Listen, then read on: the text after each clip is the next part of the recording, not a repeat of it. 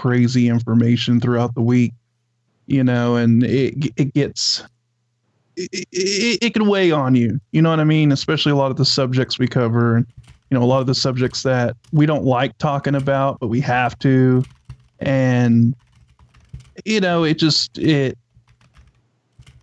you do that over and over and over and over again, and you don't have any sort of release from it, and just sit back and basically, like bullshit with your friends and have some fun, that's not good for your mental health. I would say, you got to just kind of let loose and, we still talk about a lot of the subjects, but we talk about it in more of a, it's kind of like the way we talk about it when we're not covering it, like say on the Kev Baker show or on TFR or something like that.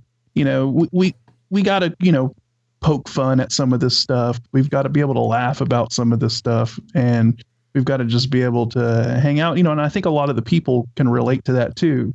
A lot of the people, a lot of our audience and listeners are the same way. You absorb yourself into a lot of this information 24/7, 365. It's just not healthy to do it like that, and you got to be able to just relax. And I think that's why I get on with you guys so well, though, because, we've all independently kind of had this way of coping with the news that we look at, right? You've got to be able to laugh at it. So I think that's how we kind of all get on so well. Myself, you, Joe, Popeye, so many other people over at TFR as well. We do have that ability. And sometimes people don't get it, How can you laugh at some of this stuff? I think you have to laugh at some of this stuff, to be honest with you. And it's not been disrespectful. You see some of these people in alternative media, or whatever you want to call this, the truth movement, whatever little label you want to put on us, but they get so engrossed in it that it's almost like when you stare into the abyss stares back at you. You know what I mean? And they kind of like lose any sort of sense of humor or anything like that, and they just take things so damn serious all of the time, and that turns people off, man. It really does. You got to be able to loosen up and kind of live life and have a sense of humor about things. If you don't, you're going to drive yourself crazy. Big time. And a big shout out to, guess who's in our chat room, guys? Ryan Gable in the chat room. What a show that was the other night. Ryan, awesome. And Ryan, awesome. I've just given you your very own wrench. So if you're not in blue, just refresh the screen, and that makes you one of the moderators. That makes you part of a very, very unique crowd indeed. But no, what a show that was, and so many emails on the back of everything. And I don't know if Ryan heard Freaky Friday last night, but Scott heard more mystery booms. So in case anyone hasn't heard that, Scott, I put that segment up on YouTube today because I think it's important to document everything we're saying about this right now. But just bring the people up to speed that might not have heard that. Yeah, so on Tuesday we heard a mystery boom, and this was like the third or fourth mystery boom that we heard. And then, we did that show on Wednesday with Ryan talking about the mystery booms. And then on Friday, it happened again at exactly around the same time, except the boom was more intense. It actually kind of shook the house, and it was the same situation. Nothing on the radar to indicate that there was going to be any kind of thunder or anything like that. Like I said, there were a few showers, but that was like 2 hours away. That's a 2-hour drive to like Wichita, Kansas. 1.5, 2 hours, I guess, depending on how fast you want to go down the highway. So there was nothing to indicate that there was lightning or thunder in the area, and it was just bizarre. Everybody heard it again, and we noted that it did happen around the same time. And so I'm going to start paying attention now between 4 p.m. and 5 p.m. Central Time. And I might even try to see if I can record this mystery boom if it occurs again. I'm just going to set a recorder or something up and see if I can catch it and get some audio of it. because I think that would be very interesting. Definitely. And of course, you know, when I was doing the introduction, unbeknown to us boys, we had our like 80s porn music playing in the background and hardly anyone could hear us. So Joe, how you doing, man? You had to run off to the toilet there. How you feeling, buddy? You're not looking too good, but you see, that's the extra mile you go to be here on a Saturday, man. Yeah, man. No, you know, it wasn't me this time. That's a crazy thing. You know, when kids are sick, they can be cranky. And boy, oh boy, it's Crankyville over here. So yeah, pardon me if I have to leave. It's either going to be for my tummy or for theirs, but it's for somebody's tummy, no doubt. Well, yeah, it's been a brutal thing, and you know, the whack thing about it all is I took my daughter. She was the first one to get this ailment. And I say it like that because, dude, this is not normal. I've had the flu. I've had pneumonia. I've had basically any ailment and every ailment you can possibly imagine. I've probably had at one point in time because I've been all over the world. So I've been exposed to germs just about everywhere you can be. And this is unlike anything I've ever experienced. It just doesn't go away. It travels around. It's not a very nice one at all. Certainly not quick. 5 years ago or so, I stopped having the stomach flu every February. I always got it like clockwork. Boom. Every February come around. And I mean, it would be clean out time for me, you know? So, and I knew it. It was like that for God knows how long, since I was a kid. And then all of a sudden it stopped. And I never really got too sick. I may get a cold every once in a while, but I never got really sick after that. And then this year, man, I mean, now I had the chicken pox in the 3rd grade where I was home for 2 weeks, you know, and whenever you had the chicken pox, yeah, the kids at school sent cards home, you know, because you were deathly ill if you had the chicken pox. It was bad news. And it's worse than that. You know, I feel worse than that. Last night, the reason why I left the air wasn't because of nausea, not necessarily. I've been dealing with that for the last 3-4 days. All of a sudden, I just started having a massive panic attack. I mean, like, I've never had a panic attack like this. I was telling my wife, Jesus, what are we going to do? You know, I mean, it was bad. Heart racing, you know, the throbbing, and my head felt like it was going to pop off my freaking my shoulders. And so I had to go out. First of all, I took a blood pressure pill because I was like, holy crap, man. Maybe, you know, if I take that, it'll calm it down. But I walked outside. And the crazy thing about this is we live in just a horrific situation here in the United States. A lot of people say, come on, Joe. I mean, seriously. Look at us over in the UK or up in Canada with this socialized medicine. Look at, I'm not a fan of anything government runs. But I have to tell you, when faced with the choice of what we have here in the United States or socialized medicine, I will take socialized medicine in a heartbeat. Case in point, I take my daughter to the doctor, urgent care, 2 weeks ago, right? Because she was first experiencing the onset of this stuff. And they didn't take any tests. They didn't do any. They just basically said, okay, well, look at by the judge. You know, they listened to her lungs and all that kind of stuff. Oh, perfectly clear, no fluid. She's got the rhinovirus, which is, of course, a common cold. And, you know, take Mucinex, take this and that, and that's fine. You know, everything will be fine. That was 2 weeks ago. Now, I just got a bill in the mail for that, for $225, right? For what? She's still sick. I got no answers. And I just got $225 bill. And, oh, by the way, now here's the interesting kicker, Kev, and guys, about this. This place, if you don't have insurance, they have a cash price. It's $100. You walk in, you don't have insurance, pay us $100, we'll see you. Now, they ran it through my insurance. Now, most insurances now, as most of you know out there, have a minimum you have to pay out of pocket before they even cover you.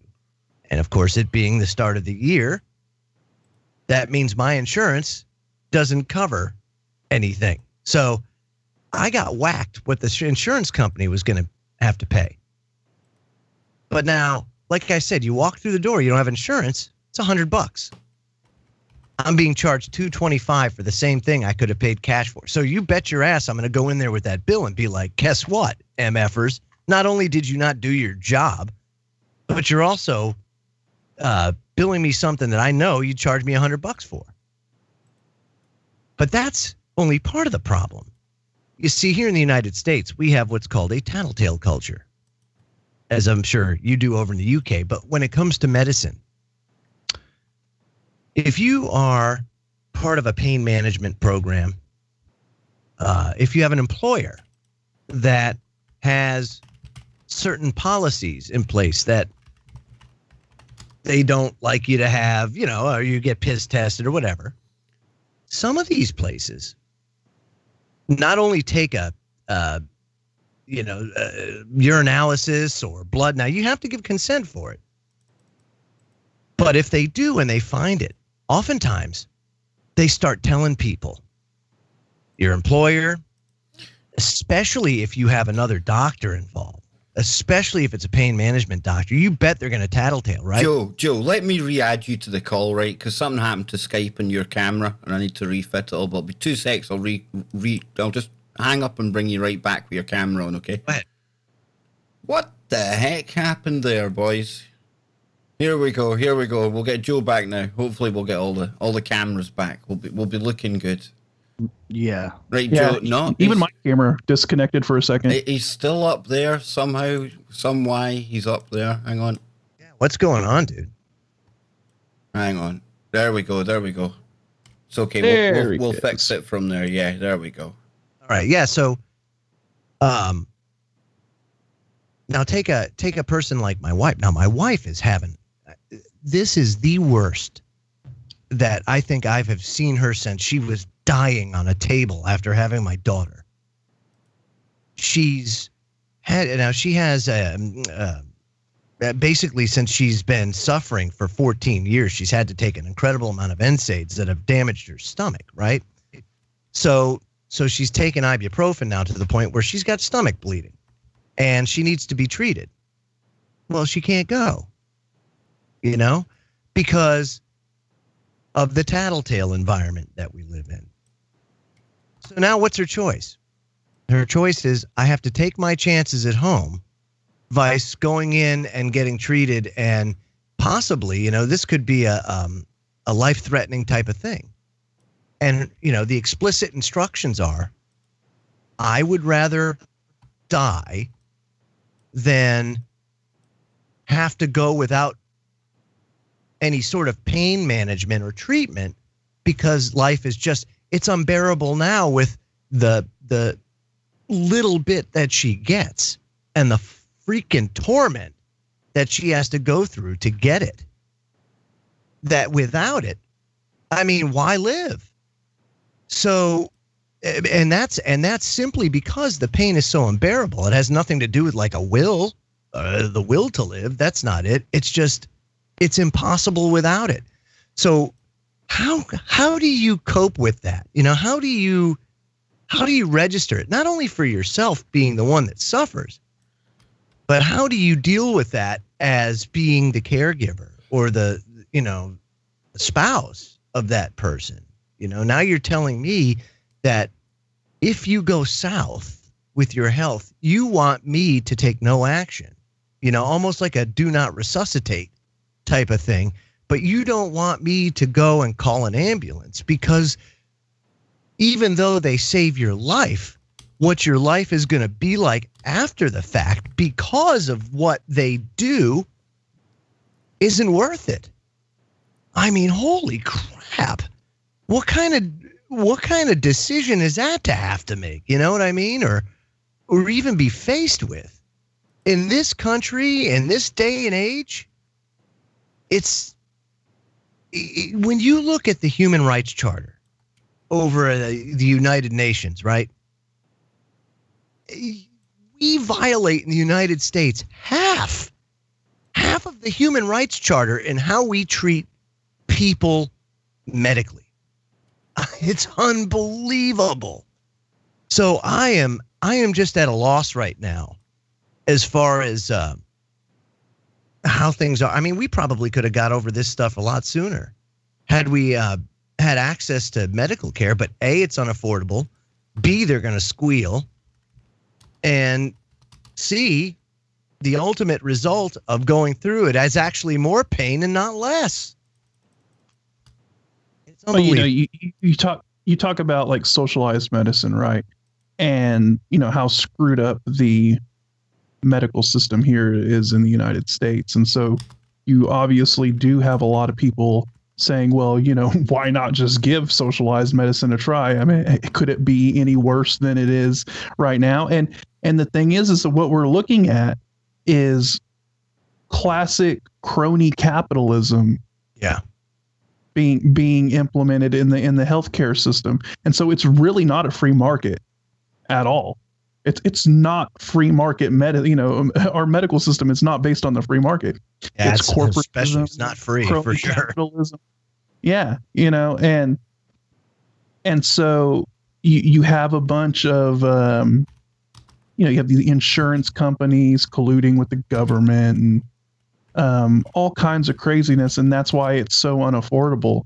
But for people to blame, the free market or capitalism, whatever you want to say, for the medical system's failure, it's not that, because crony capitalism isn't really a free market. It's fascism, right? It's it's the government colluding with private entities to choose who the winners are. And that's where we're at with our healthcare system. So,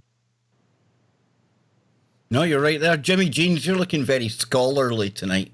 What say you to all of this, man? And he's muted up. Honestly, I was waiting for the punchline because I thought there was supposed to be something funny about it, but Joe got all serious right off the bat on me, and I was just thinking about everything you guys were talking about. And it's interesting to me how insurance works, because the price for, like Joe said, a treatment on an insurance bill is less money for the insurance company. But if you're paying cash, you got to pay more.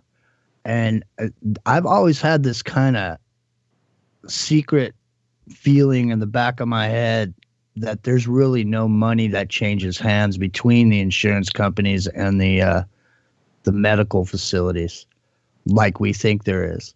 I think there's only a small percentage. I think it's all make-believe money that moves back and forth. Because in a hospital, when you're paying $250 for a Tylenol, okay, are those 250 actual dollars that are somehow coming from the insurance company over to the... Because just in 1 week, if you had enough of a block of money on the Forex market, in 1 week, they can move money in and out, in and out. Do you know GM makes more money investing in currencies on the Forex market overnight than they make selling cars? GE doesn't even have to sell cars because they have so much money, and you basically, you got to put up on the Forex, you got to put up 10%, and then it's exponential. So you put up 10% and you can basically... Well, you're right. It's like people act like that these digital currencies are something new, and they're not new.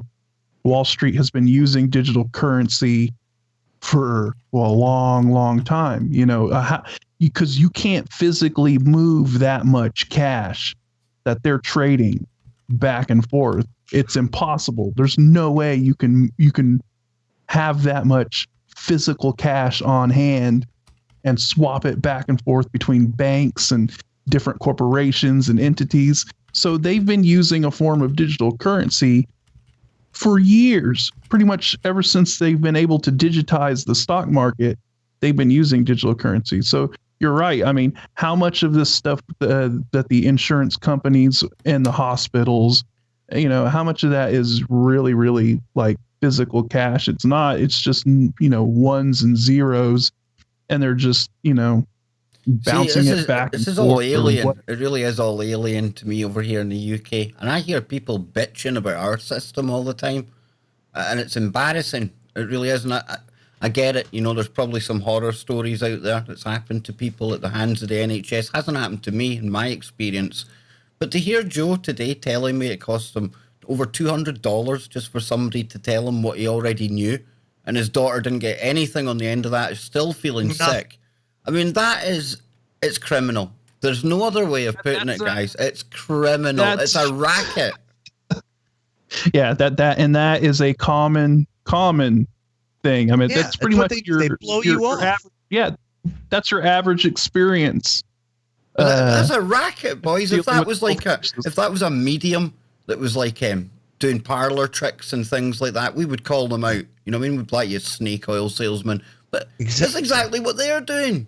It's exactly what they're doing. This is what I was trying to point out, is that there's no difference between you walking in someplace, having whatever you need to have done, and walking out. No money moves. Nobody moves. Nothing happens. You go. I mean, when you have insurance, you go in there, everything's fine. I mean, there's no difference between an insured person and an uninsured person, except for they don't get to extrapolate your payment out in these giant derivative packages. I mean, do you know a life insurance policy is just like cash? If you have a life insurance policy and you're in America, you could go over there to the UK and cash it out and take your money. Because I mean, I never knew about any of this when I was, growing up. But otherwise, if I would have put all my money in a life insurance policy, because it's untaxed until you take it out. And when you take it out in another country. See? And it's just like cash. Well, we have got a star-studded kind of lineup in the audience. We've got Ryan Gable in there. We've got Charlie Robinson in there as well, folks. Very nice, very nice. Yeah, it's very nice. And we've got some stuff to get into tonight. And of course, chat room filling up nicely. But there's one place I want to start, and it's really important. I love the guy. A lot of people, you either love him or hate him. But David Icke. And I think we have to really briefly discuss what's going on with him here, because this is a huge freedom of speech issue, really. It ties into other things. Yep, it goes into the whole social credit scoring kind of angle of things. But he's been banned from speaking in Australia. Now, Charlie Robinson, he was with him at Acapulco. I almost said it right this time. Right? In Acapulco? That's the one, dude. Mexico. Place in Mexico. Hot place. Dolphins, fish. Looks lovely, right? Yeah. Cartels as well. That's par for the course. The whole shooting match. But Charlie was down there with him, and he was saying how he was on the flight back. I think it was to LA or something like that. And then, obviously, the news broke that he wasn't going to be allowed to speak down under in Australia. Mm-hmm. Now, this is despite the fact he had several venues booked. And, of course, they're saying that he talks about vaccinations and climate change. And, of course, he gets labelled an anti-Semite. Now, if this guy was talking nonsense, talking crap, do people really think that countries would go to the extent of banning him from talking there? And absolutely. Let me say this, too. One last thing, though, right? I think there's still this really kind of wrong kind of idea about Icke, that he's the lizard guy, the reptilian dude. I went to his most recent talk, the one he was going to give in Australia, and I think maybe at most you see one slide that hints at reptilians. You know what they're scared of now? They're scared of the fact that he's talking common sense. He's pointing out the agendas and what's happening in the world, and that's got the ability to wake people up, and that's why he's a threat, dude. Yeah, that's the reptilian thing is only a very, very small percentage of the information that he puts out there, and it's like you said, he's dropping all kinds of information regarding the New World Order, all of that stuff, everything that they don't want people knowing about, he's talking about. And all they do is they grasp on to the lizard sort of thing as a way to demonize him, and that's what they do. So, yeah, it's crazy. And, I'd heard that he was banned from going into Australia. I didn't look a lot into it. But I think Joe was going to bring up Michael Savage. They did the same thing to him. UK did it to him. I mean, a guy does nothing but do a radio talk show, but that's what they do. So what you're seeing is the rollout of a social credit system. It is the same social credit system that's been in place throughout the world for probably the last 5 years or so. It's been in place. It's not going anywhere. It's alive and well. So when you take a look at China and all the vilification of China, and believe me, what they're doing is wrong. It's all been done here first. And they're just playing catch up. We already have it in place. This is a great example of that. Mr. Icke, you say things that we don't like. Therefore, you are banned to travel to Australia. Same thing over in China. If you don't have a good enough social credit score, if maybe you have too much debt, if maybe you have said something that you shouldn't have said, you can't fly, you can't take a train, you can't have access to banking, you can't have access to social media. It just goes on and on. So this is exactly the same thing that everybody's going, oh, China, you bad, naughty people. It's here, folks. Why is everybody so surprised? The thing is that I have to ask is, what the hell are people doing about it? And you know what they're doing about it? Nothing. Not a damn thing. And say what you will about David Icke. I agree with you, Kev, that he said some very interesting things in the past that I'm sure if he had the option, he would probably rethink the way that he put that information out. And I'm not saying that what he's saying is not valid. I'm saying the way that he put it out probably leaves much to be desired. Well, it does leave much to be desired. It's kind of like you know, when you're just having hold on a minute, Jimmy. I was just going to jump in because we had a super chat there. Now, it should have came up on the screen. I'm going to have to fix that. Usually it comes up. He's fixed it. It's Lick Gore is saying, and it's going back to where we were when we were opening up the show. When the US government cannot account for trillions of dollars that is missing, how can we get healthcare or anything else? It's a very good point. All those trillions that fall down the back of the sofa, think of the stuff you could get with that.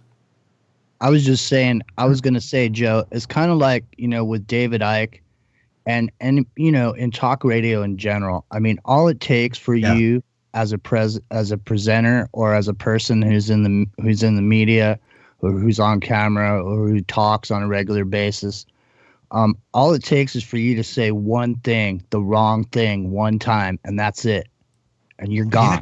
Yeah, everybody's recording. Everything is captured.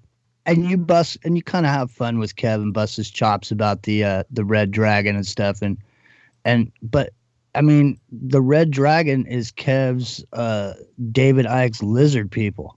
You know what I mean? At some point, early on, he got in front of himself before he educated people. No, come on. Let's have the truth about the Red Dragon. That was all Joe Joseph's fault.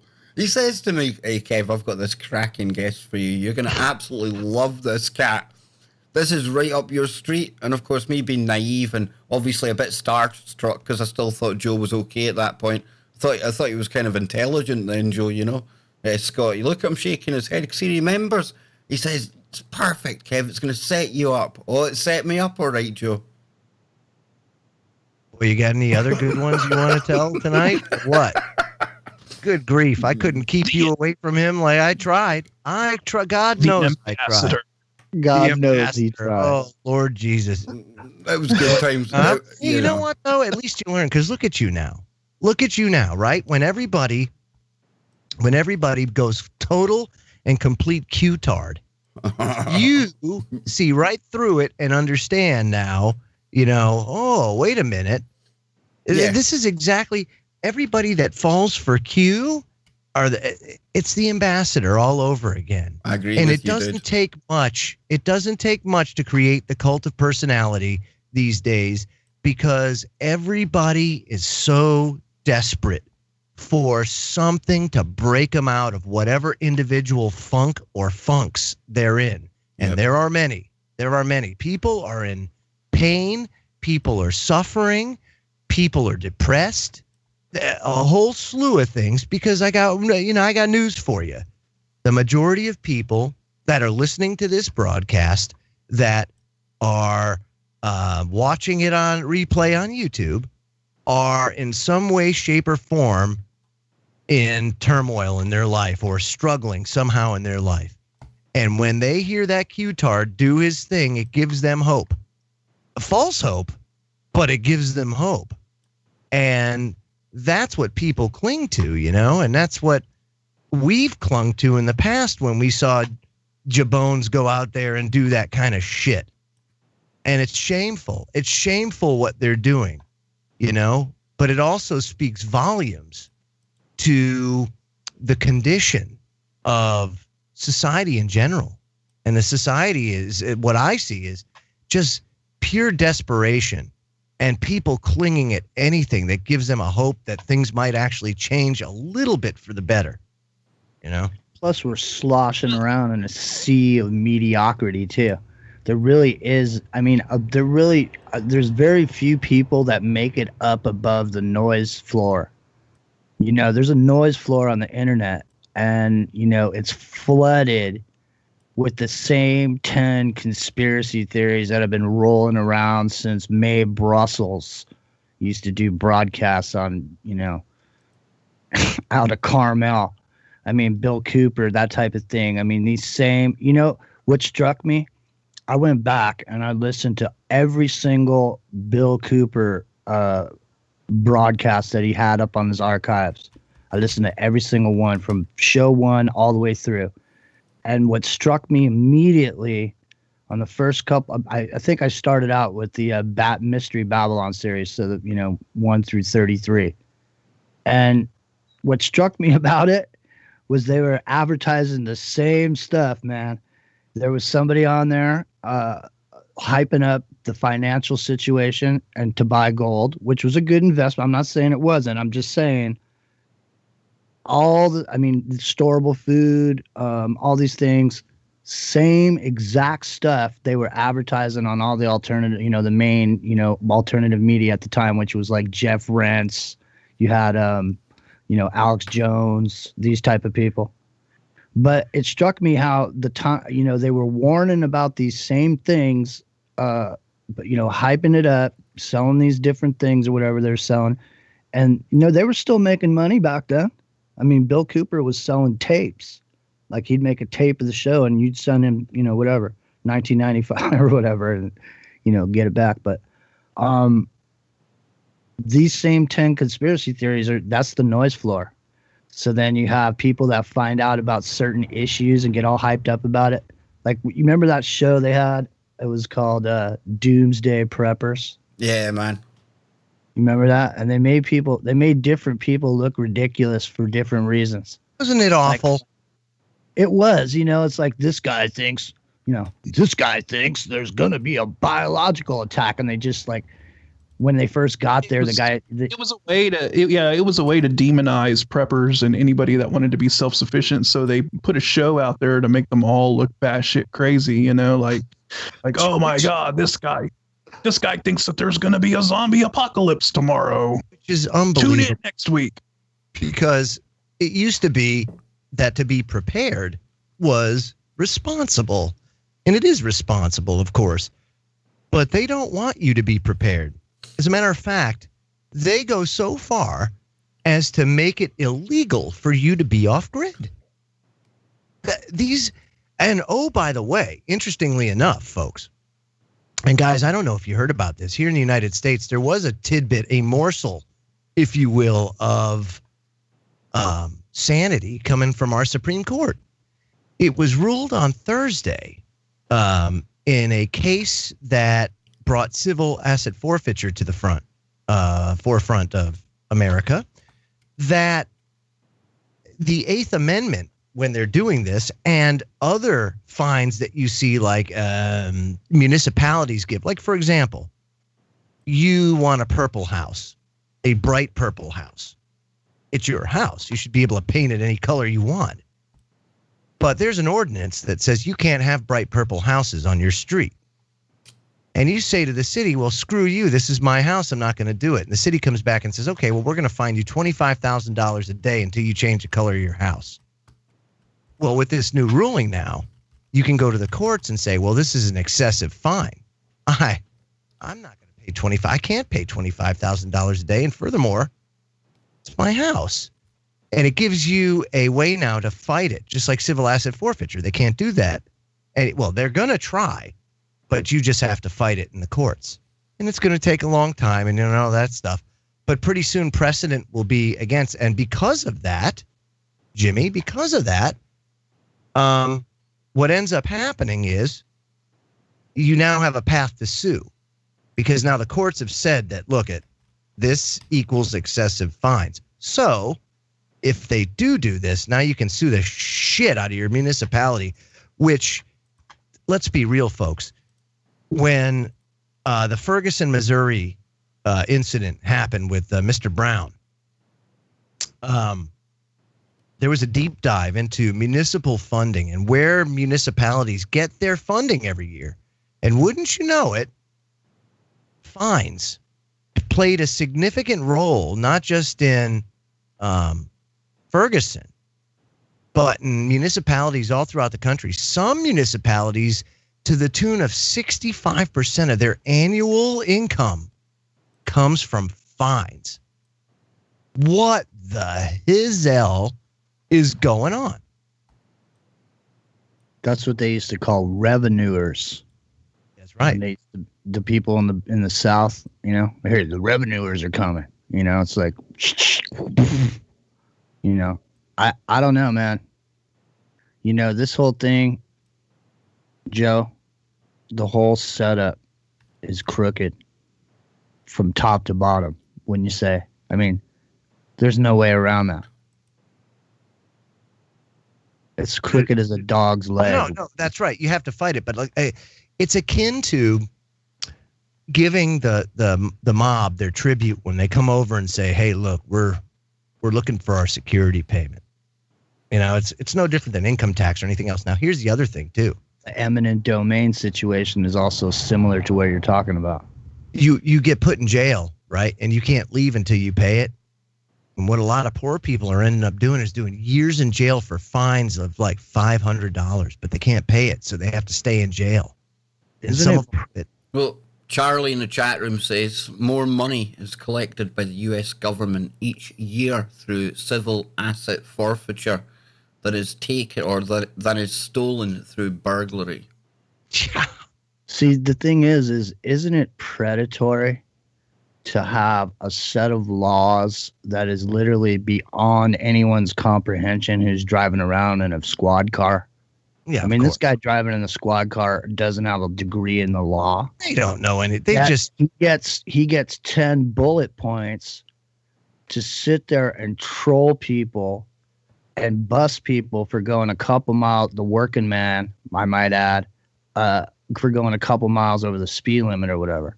Yeah. Road pirates, man. That's why I call them road pirates. Sanctioned theft. Yep. Exactly. And you know what? And a lot of times, man, you get pulled over in some of these states, they can just take whatever you. They do. Can come in your car and go, hey, what's most states? What's this $7,000 you got here, Joe? Yeah, I think you were going to go buy drugs with it. Therefore, you go down to Texas.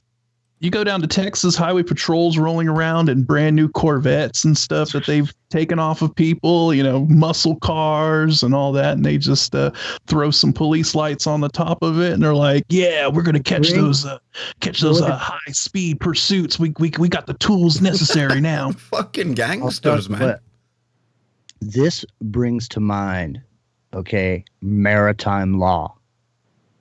Because if you were to think of a particular secret society from say Yale, They got this skull and these bones. It's just like pirates, right? And the pirates are running the ship right now. And so everyone's running around, extorting, taking whatever they want. There is absolutely nobody sitting over the top of anything. Right now, it's a free-for-all, man. It's get what you can because nobody's going to go after you. Because everybody's too busy worrying about the Russians, aren't they, Joe? Scotty and Kev, the Russians, the dirty Russians. They're the least of our problems, yet they're just another one on the freaking list. And it's not, if we would just stop the bullshit already. Okay, now, hang on, boys. We've got another super chat there. It did come through this time. It says, Roman armies would go to city and ask for tributes. And if they did not get it, the city gets ripped apart and looted. Yeah. Yep. Yeah, there's no doubt. I mean, that's sounds about right. Yeah. That's what ends up happening. And of course, they have their own way of going about it because everything's so individualized now. But think about this here in the near future, folks, in the United States. Everything that they did prior to the financial crash of 2007, they're doing again, and they're doing it more.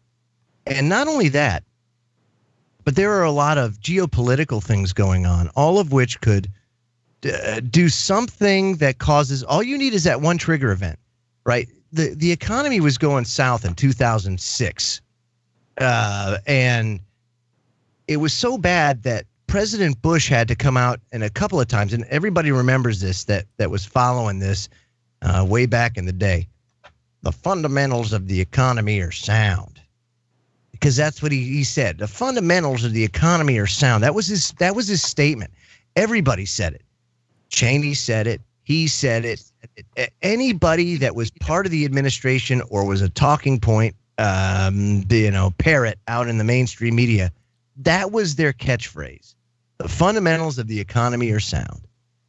And we hear the same thing now with this economy, even though just like then, your GDP was fine.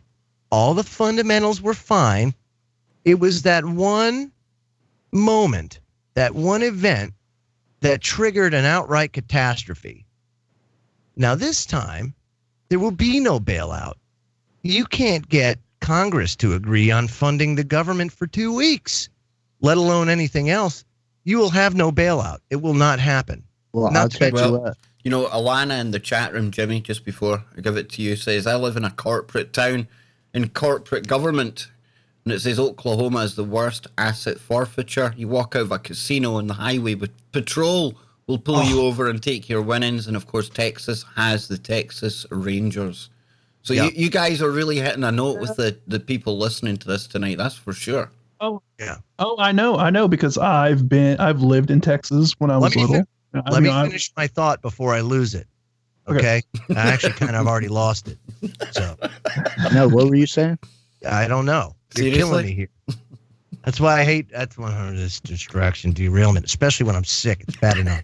The super chat takes priority, man. You know that. No, the super chat. It was a super Jimmy. Super Jimmy and super chat. Yeah.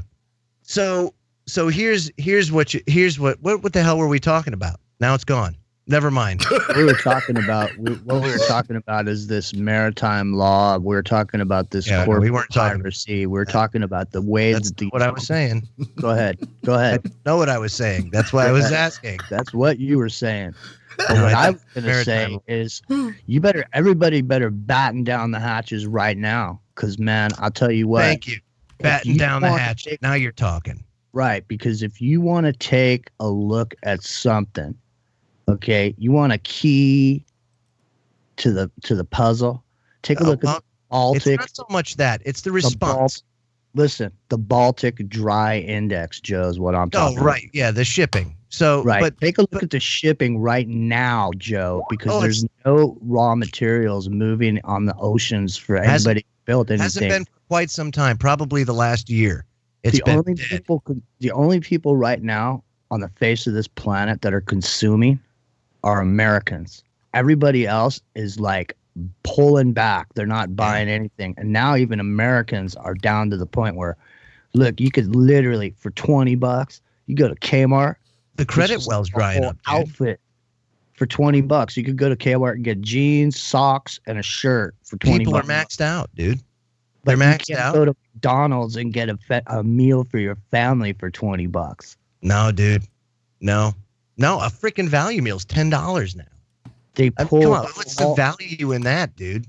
I'm not saying there's anything good about that food, but what I am saying is, unfortunately, some people got to eat that to feed their kids, man. That's right. And they used to have the $1 menu over there where you could go over there and get stuff, and it was $1. And can't do it anymore. This goes into what we covered on Joe's show when we were talking about how dollar stores are now being like the number one go-to place for people to go and get food, because nobody's going to nobody's can afford to go to a regular grocery store and buy the food. Right. So come on, Joe. Come on, okay, Joe. so my thoughts back. So stop. Okay, so here we are. So in 2007, right, we bailed out the government to the tune of $47.5 trillion or whatever. It ended up being so much more than anybody ever was told. There won't be a bailout this time. No. Instead, there's going to be a bail-in. So just like you talked about road pirates, excessive fines, this time they're coming after retirements. And when they go after all the investment accounts for 401ks, they're not going to tell you it as far as, well, no, we need to take your money because security of the United States is at stake. It's not going to be taken. No, we're just going to borrow it. And instead, we're going to give you treasuries. And those treasuries are going to give you 3% every year. So you're not going to lose any money. You're just going to have IOUs. Well, why? Because they already have $16.5 trillion of the Social Security Trust Fund that was supposed to be there for everybody. That's the reason, half the reason why it's insolvent. It's not so much because they're people not paying into it. It's because they've raided it all. It's all gone. I had friends that had stuff, people had money invested in, those CDs where you put your money in a situation for 10 years or whatever. And the companies where they had it invested just called them up and went, sorry, man. It's gone. That's it. Sorry. Well, what do you mean sorry? Sorry. Your money's gone. Well, what do you mean your money's gone? Yeah. Well, that same person, the person I'm talking about, they lost 10 grand and they're just regular working people. So, that was their savings or whatever. Unbelievable. Yeah, I know. It's unbelievable. So, right. So now they're bailing in. They're going to bail in just like Cyprus, just like everywhere. You're not going to get the public support for a bailout. But Jimmy, I'm telling you right now, man, they're coming after everybody, anything that's available when that happens. Because if you take a look now, so you got your Baltic Dry Index going, and absolutely it ain't going. But this government needs to finance a debt in excess of $1 trillion this year. And the problem is, outside of us Americans buying it, no one wants it. No one's buying our debt. Nobody outside of the United States. We're the only ones. So now they're going to have to do a couple things. You've got the credit drying up, just like you said. People have been buying $20 value meals and things like that with their plastic because after all this stuff happened, the credit markets loosened up, right? You still had free money going. You still had, what did they call it? Quantitative easing going. So the money supply was there. People were getting credit line increases and things like that. Well, that's not happening anymore. And look at it right now. Look, Joe, let me jump in real quick because right now there's a huge default in the auto industry. And it's going upward, skyrocketing. And dude, I went and I checked, right? Because first of all, I will never buy a brand new vehicle. Ever, never. Not because I don't want one. I can't afford one. But even more so than that, the car tax. Now, most states have a car tax or excise tax on vehicles. Here in Massachusetts, it's, I want to say to the tune of almost $4 a hundred on the value of your car. So let's just say me having a family, a large family, want to go and look at a Chevy Suburban. That Chevy Suburban is $80,000, the sticker price now for a new Suburban, right? But the excise tax on that is $400 for every 1,000. So every year you've got to pay that much in tax. You know, so let's just say it's a 40. It's $4,000 for every $10,000. What is it? 40. It's like 40. Yeah, it's crazy. $4,000 for every 10,000 financed. Or something like that. No, 400. 400. So 400, and then so you're paying $3,200 a year in excise tax on a freaking Suburban. Think about that. Well, what I'm thinking about is number one, these taxes are out of control. I mean, we have the taxing, you have the predatory pirates, the road pirates, the highwaymen. Yep. We're wearing uniforms, so you have to submit to, or else you're going to get beat up. And maybe even killed. If you don't, you better not sass back, because I just took my hormones and my steroids. Sass me. I'm going to take my testosterone, and then you're going to become his personal friend, is like his training dummy. What is going on? What is all this with the testosterone? All of a sudden there's something called I have low T or whatever. All these dudes are running around taking testosterone, even if you're not taking hormones or whatever, or steroids. Because not enough people aren't getting cancer now, right? So I guess they need to up it a little bit. What do you say, Scott? There's probably something to that, because we've seen the demasculation of men. You've got everybody drinking BPA. You've got everybody drinking soy. Gay frogs. And now you actually have this demographic now of like men who actually want to try and reclaim some of that. Some of that manliness, some of that quote unquote toxic masculinity that is so Scott, bad. I embrace my toxic masculinity. I wear it like a badge, man. But now going back to what Jimmy was saying though, is that now you can package and market to that demographic of people that want to, buff up and actually be a manly man, and, to counteract a lot of the crap that's going on, like that's lowering testosterone levels, the chemicals in the water, so you get these commercials for testosterone boosters and was it ED, the blue pill, all of that stuff, and it's created a market for that, because, we are seeing the demasculation of the manly man, that's starting to go away. And with porn being so prevalent, right, for, whatever sex you are or whatever your orientation is, porn is prevalent. Okay, so at any moment, at any given second, anybody can access porn, and that means that then they're starting to do their business if they're by themselves. And if they're doing their business, I mean, for the most part, everyone's been, especially men, have been trained to have a quick orgasm to get on with business after they, visit the porn site or whatever. So what's interesting about that is then you have all these issues where guys can't even stay with their woman for longer than a couple minutes, and so they had to come up with this. I mean, this is the social engineering side of it.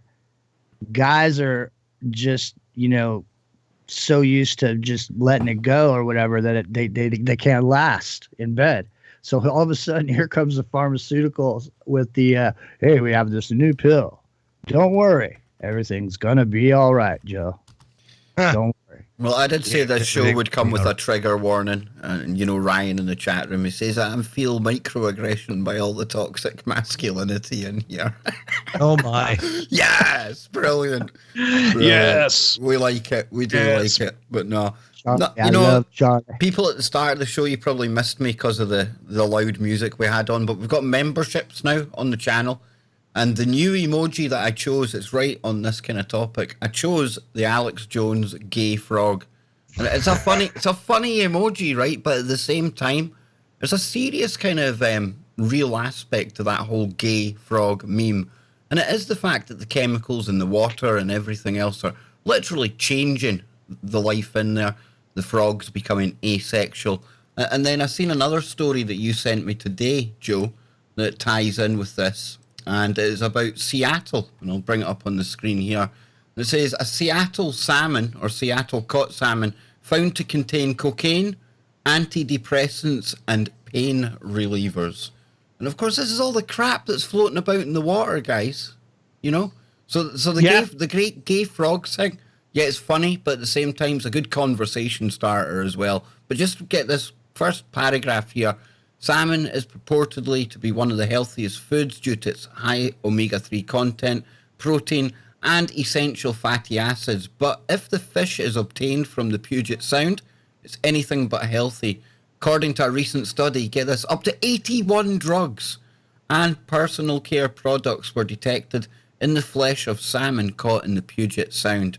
Some of the drugs include Prozac, Advil, Benadryl, Lipitor, and even cocaine. The Seattle Times reports that the levels are believed to be so high because either people in the area use more of the drugs detected or because wastewater plants are unable to fully remove the chemicals during treatment. Another theory is that leaky septic tanks are contributing to the problem as high fecal coliform counts were detected. But this just shows the state of the water and the fish here that we're hearing about, Scotty. It's craziness, man. Yeah, everybody, rips on Alex, on Jones because of the whole gay frog thing, and it's become a meme and all that stuff. And I say that's kind of good because it's a conversation starter, because when you actually look into the whole gay frog thing, his facts were it was factually true. Yeah. There were chemicals in the water that were causing frogs to change their sex. They're amphibians. They can, whatever. But it was an absolute fact what he was saying. And of course, he delivered it in the way only Alex Jones can deliver it, in a very bombastic, dramatic fashion. But it was true, and you see that all over the place. I mean, with fish in all kinds of rivers. I mean, I even saw an article not too long ago talking about fish that were caught in the Thames River over there in the UK, and they had high amounts of cocaine in them. Check that out, Scott. Fish becoming transgender from contraceptive pill chemicals being flushed down household drains. Yeah. That's from Ryan. And then Ryan in the chat room. If you say that, they laugh at you and they're like, "Oh, you're saying the fish are gay." That they people blow it off like that. But you would think that would be a very serious thing, that people would be like, "Holy crap!" Like our food supply, right? Fish is a food supply, is being tainted with pharmaceuticals and chemicals. That's what it boils down to, and that's a very serious thing. I mean, look, if you're not on antidepressants, if you're not taking any medications, yet you go out and you buy fish that are loaded with trace amounts of this, you're taking those medications. You're, people that are, especially, I would say people on the left too. You have a lot of people on the left that are very serious about their health, I guess, that fight against GMO crops and these vegans and stuff like that. Are you guys where are you guys at? Where are the vegans out there? Where are all the people on the left that are concerned about the health of it's crazy. It's insane. And yeah, man, I mean, just I don't know. The fact that we are at this point to where our water is just loaded with pharmaceuticals Well, it's loaded with radiation coming over from Fukushima too, as far as the It's salmon. loaded with all kinds of crap. And doesn't this tie in And with the whole it's thing also an indication. we've been talking about terraforming, Scott, Jimmy? And this actually ties into it because, Joe was talking about last week a lot of the insects dying away. So the entire planet right now, from, the insects, the plant life upwards, it's been totally eradicated. Yeah. And, and this is also an indication of just how medicated this country is. Just how many people in this country are taking pharmaceuticals to where it's to the point now that our water treatment facilities can't even filter out all of the Prozac and all of that crap, and it still finds its way into our water systems and the fish are loaded with it. That is absolutely insane. You know what's insane is that you're actually under the impression that they're trying to filter it out. I mean, exactly. I mean, of course, these are the same. Of course, these are the same water treatment facilities that are dumping fluoride in the water. So exactly.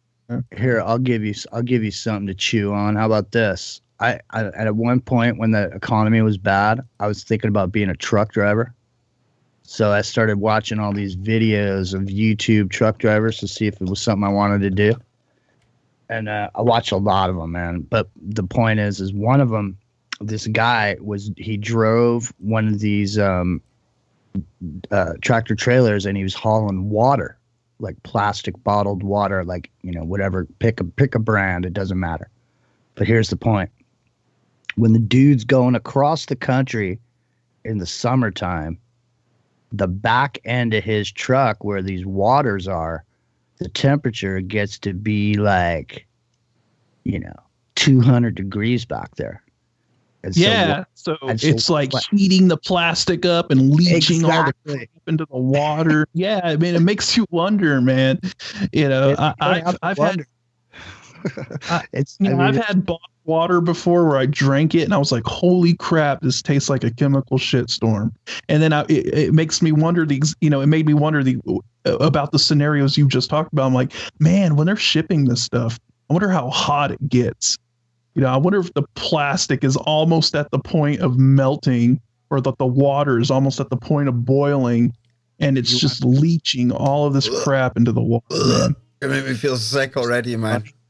Listen to this. Think about it. Just think about it. One of the other things about truck drivers is one of these guys was saying that when he carries food for people, the way he has to clean his truck is no big deal. He could haul manure in the back of his trailer today and pick up a load of spinach and never sweep the back of his truck out because there's no law that says he has to. But if he tried to listen to this, if he tried to do the same thing with dog food, they could pull his license because the regulations on transporting dog food is more intense than the regulations for carrying the food that we eat. That sounds about right. And then people wonder why there's like salmonella outbreaks from romaine lettuce. You know what I mean? You're right, though, guys. You're right. Okay, so we're going to jump into some other stuff here now. So, brought up... Nice. Cool. Let's do it. Well, the Express, right? It's always a source of woo, nonsense, weirdness. You name it what you will. It's got everything on there, right? So, there's a couple of stories that kind of jumped out. I'll bring it up here. I like the Express. I like the Express like Joe likes the Sun.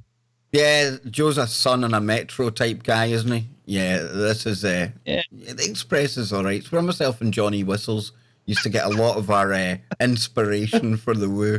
But we'll dive into this one here. We'll see what this is saying, right?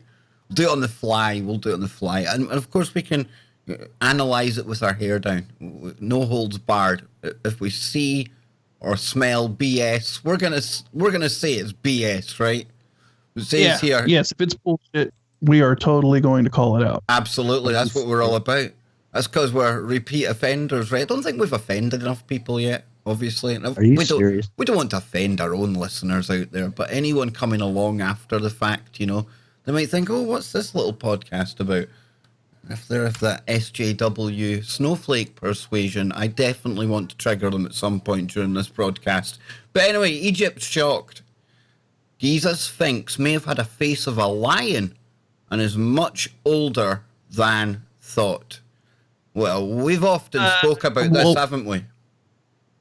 Yeah, this isn't new news to us. No. Not nice for the Express to finally catch up here on that, but and just refresh people's memory to let people know that if you look at the horizon, the constellation Leo lines up with the Sphinx. So that's why it was a lion, you know. Yep, I'm with you there. Absolutely. Yeah. And it just says here, Jimmy, the Sphinx in Egypt might have originally had the face of a lion, it is claimed. We would say absolutely. And it could be much older than previously thought. Investigations led by a British geologist suggest, and Egyptologists have long argued that the monument outside Cairo, which has the head of a pharaoh and the body of a lion, was built soon after the first pyramid, around 4,500 years ago. Absolute baloney, that time period, I would say. And I think when Jimmy, I think we're going back maybe, 13,000 years or something, guys, to when Leo was on the horizon then. You're talking a long time, and you've got people like Robert Schott, who looks at the water damage that's around the Sphinx. That definitely shows this is a lot older than people are making out. So this is nothing new.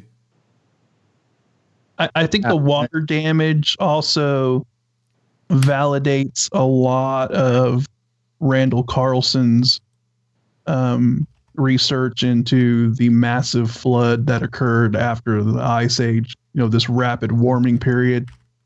And I think that the Great Pyramid and the Sphinx were already built and around at that time. And so we're talking about 12,000 years ago, roughly. And if you had this massive melting event, you know, this melting of the ice caps at the time during the Ice Age, then you would totally see water damage on the Sphinx. And at that time, I guess even water was running underneath the pyramid, right? I mean, there's a lot of people doing research into, was the pyramid generating energy based off of water flowing underneath it? And so I think that, you know, that I think that's the time frame we're looking at here, is at least 12,000 years ago. I'm with you, Jimmy. You know, you've got tales of like things under the paw of the Sphinx as well. That's where Edgar Casey said the Hall of Records would be. You know, if there is a Hall of Records there, I would imagine if they've been into it, we're probably going to be the last people to know, right? But it was said that even the Nazis back in World War II, they were sending expeditions out to Egypt and things to try and kind of regain some of the ancient knowledge that had been lost over the ages. So this kind of thing fascinates me. Makes me laugh a bit that the Express are saying this like it's new news. Like everyone just accepts that 4,500-year-old thing, and that this is something totally out of left field. This has been spoke about by researchers for a long time. You've got Boval, Graham Hancock, Schott. All of them have been pointing towards this time. Well, yeah, it's also important to note that, you know, the symbol for Christ was a fish. And that's because the next age was the Piscean age, and what was the fish.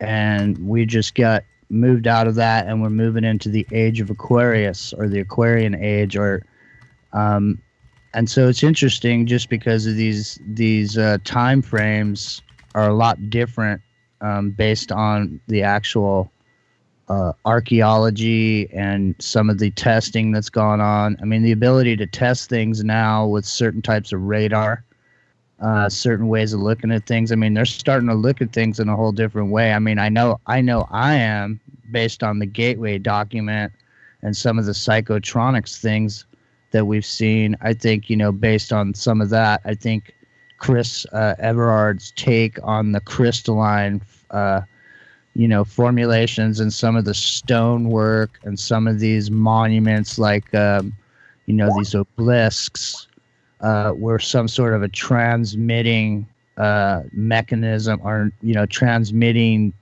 power source or something like that.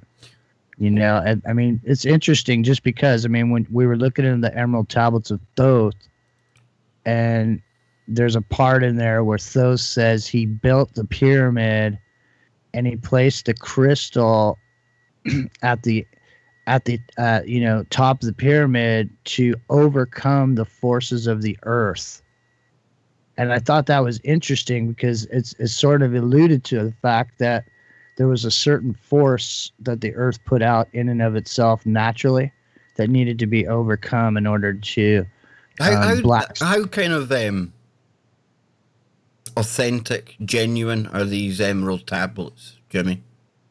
What kind of backs them up? Where did they come from? Well, I mean, just like an off-the-cuff history of it, they're made of a material that doesn't age at all. They're bound with some metal bonding that no one really understands.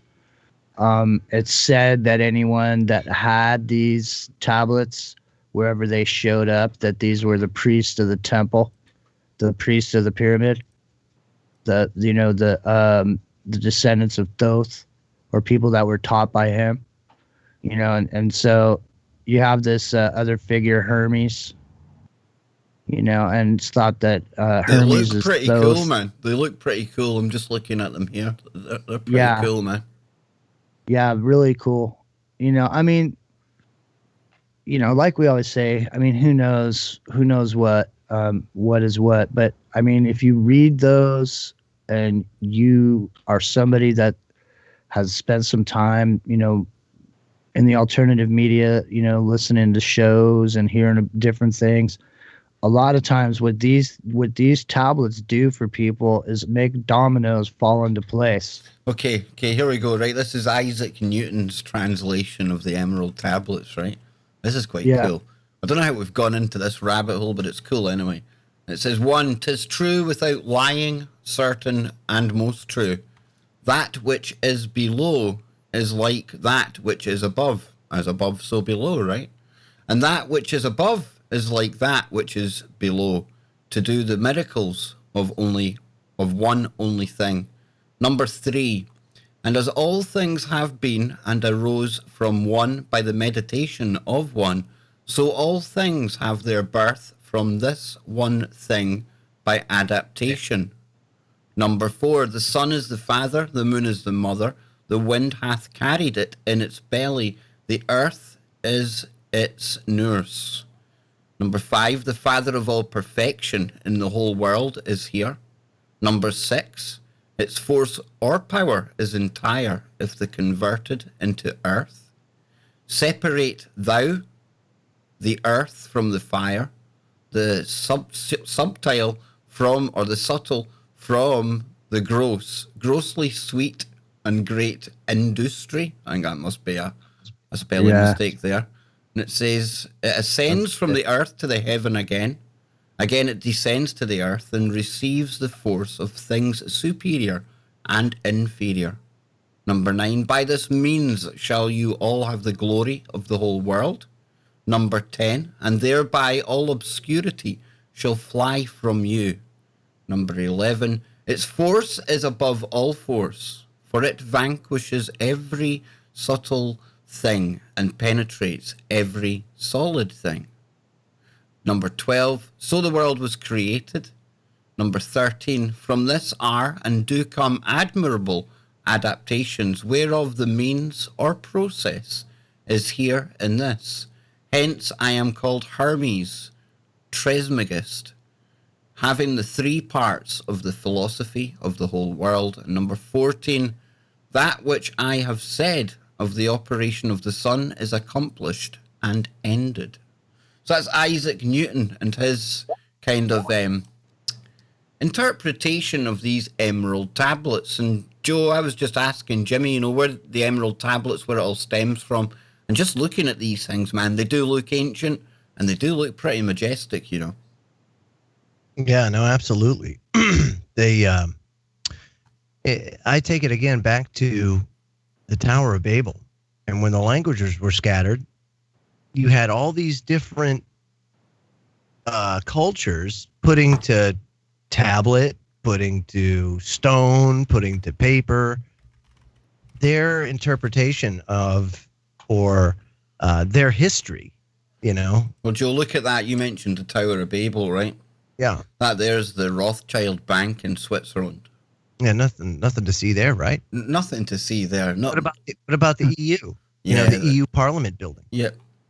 Same thing. EU It's crazy. People. When you look at you start looking at the architecture. Look at that.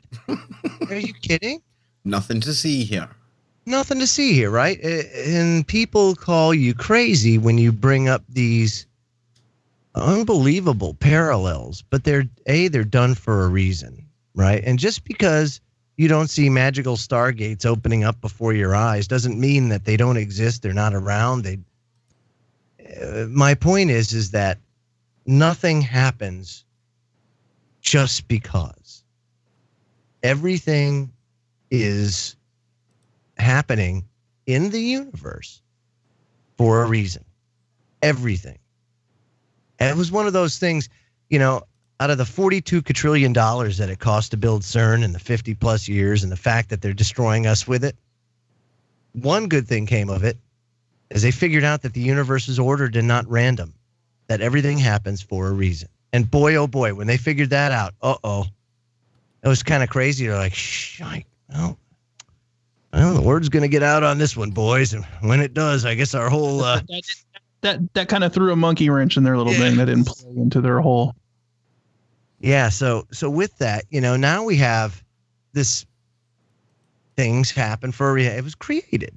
And then they're starting to get this thing going on. But then by who? Oh, well, we create ourselves and this and that and everything else and consciousness and this. And fact is, no one knows. So I just like it because it basically takes the whole Darwin thing and whoosh, even though Darwin whooshed it down the toilet himself, it really does throw a monkey wrench in their modern day dogma. So that's my 2 cents on it. No, we were just kind of getting into a story when you were away there, Joe. It was like breaking news. There might have been the head of a lion on the Sphinx. Now, how long have I said that, dude? It's hardly breaking news, right? But that's what we said that the Express is a little slow. And it's only because I'll tell you who turned me on to that was Rob Skiba and his work and what he called the Yahuwah Triangle. And he says that the Giza Plateau is actually the basis or the central point of or one point of this triangle that ends up being, you know, where everything started. And he talks about it being built as a pillar. So, of course, you know, when the languages were scattered, the same people were called different names. One of them was Enoch. Enoch was also known as Thoth to the Egyptian culture. Right. So it's funny that the emerald tablets of Thoth are there because Enoch comes back with X number of hundreds, 600 and something books of knowledge after he's taken on a cosmic tour, basically, by one of the archangels. And he comes back and he begins construction on this pillar. What's a pillar? A pillar isn't what we think of as something that supports a building. A pillar is a monument. And he built this monument, the Great Pyramid, for exactly that. The pyramid, the Giza Plateau, was a monument built by Enoch or Thoth as a promise. And it's funny because the dimensions mirror the dimensions of New Jerusalem in the Bible. And a lot of people think, well, if you look at the dimensions in the Bible, they're square or rectangle, right? But it can also be a triangle. And if you use those dimensions, the Great Pyramid is a direct scale representation of New Jerusalem. And interestingly enough, sitting outside of New Jerusalem, looking over, guarding it, is a lion. And of course, Jesus is represented as a lion. Anytime as an animal, he's a lion. Is it not a wolf, Joe? I know. Gosh darn that stupid Mandela shit. Don't get into Mandela. That Mandela shit's going to be the death of me. No, but it was Astro Zombie in the chat room. Most likely there was an advanced civilization on Earth 11,000 years ago. Flood, catastrophe happened. And one thing I was going to show to it that really supports that, and the guys, they all like looking at this place as well. Sure. Göbekli Tepe. Oh, I mean, unbelievable. And, of course, you know what, dude? There's here. no doubt that there is even there's been books written about the biblical justification of a pre-Adamite society, which, if you ask me, there's plenty of evidence to support it. That prior to Adam, there were other civilizations that led to similar extinction level events. And even prior to that, I want to say, what was Randall Carlson. I was bringing that up earlier. Yep. About how many extinction level events did he say? It was like 5 or 6, I think, or something like that.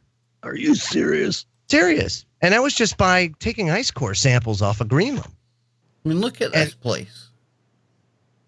And dude, what are they, like 10% excavated? Yeah, at most they've got 10%. You don't even know what's down there. I mean, I tell you what, Kev, I would be thrilled if I could just go over there and be part of that team. Yeah. Oh. Same with the Bosnian pyramid as well.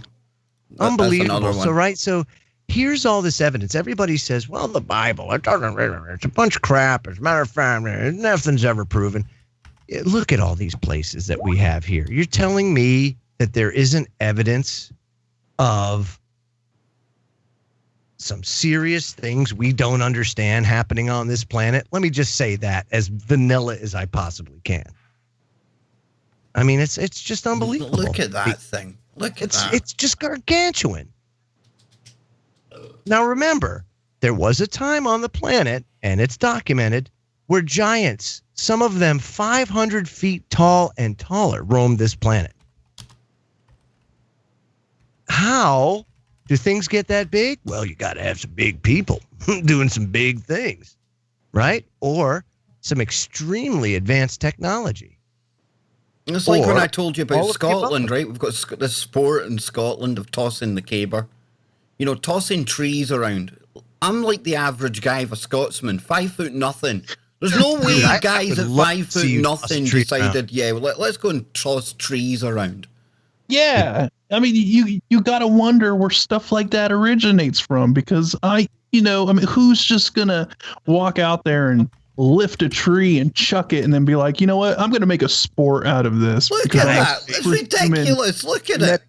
Dude, he's an import. He's an import. There's no way that guy just threw a kilt on. He's not Scottish. There's nothing Scottish about him. My point is, there was definitely a point. Man, look at he's packing some heat there, dude. Remember myself and Scott talked about the Claymore swords as well. Yeah. I was about to say that. I mean, things are huge, dude. Look at that. It's the size of that dude. He's not a small guy. Now think about this. In battle, right? Why would you wield something so heavy and slow? Look at that. The thing that's wielding it. I mean, what? When it comes to soldiers and fighting and creating a fighting force and all that stuff, you want things to be as efficient as possible. Right. Yeah. So, but so this is not new technology. I mean, this is not a new way of thought, Scotty. Yeah. Exactly. I mean, you've seen that throughout history, throughout like Roman legions and all that. You look at the weaponry that they carry; they're usually small saber type weapons, not gigantic ass swords like that. And I don't know. I'm thinking that those were being wielded by people that were much larger. Yeah, much larger. Yeah, It was the tall whites wielding those swords. Man. Is that right, comrade? Yes, Jimmy? Oleg Jimmy there. How's it going, man? It's freezing in California. Are you man. getting I'm ready telling to you. like rig an election or something? Is there Dude, something going down serious? somewhere? It's freezing in California to the point where it's typically it's warm out here. Flagstaff got like 3 feet of snow. I know they closed the Vegas. grapevine. Vegas got a bunch of snow. It's insane. Like I said, we all going down. But here's the thing, right? And this is where I like it. See, I don't fear that kind of stuff. I don't, because I look at the way life is right now and how much suffering there is, and I think a reset is what the doctor ordered. Not to mention the fact that, to be quite honest with you, life on this rock is really just not. I don't know. I think ethereal life is so much nicer. I'm willing to take my chances. That's all I'm saying. My social media, I kind of cringe. It's a love-hate relationship. Right. But I swear, man, if it's indicative of the way the world is today, we're fucked. We're so fucked. That's why it's like, man, whatever. Just get it over with already. Flip. Yep, absolutely. If that's the case, God knows it's probably not the case, and we're screwed and going to be here for another million years, so it doesn't really matter. Do you think it's always been this screwed up? It's just now that we're so interconnected, we notice it more. Maybe, but I mean, you take a look. There's some pretty dark times on this planet. I mean, within our 3,500 or so years since devastation. I just thought that I would mention that you guys got my mom all freaked out about the pole flip. Oh, really? Yeah, she's all kind of freaked out about that. Well, don't be freaked. It's all good. Don't worry about it. It's all good and good. That's the way I look at it. And there's other people out there that feel that way. Look at for example, those that believe in the rapture, for example. The rapture peeps, they're all like, hey, I don't give a crap because I'm going to be gone before all that happens. So it's all good to me. So they're cool with it.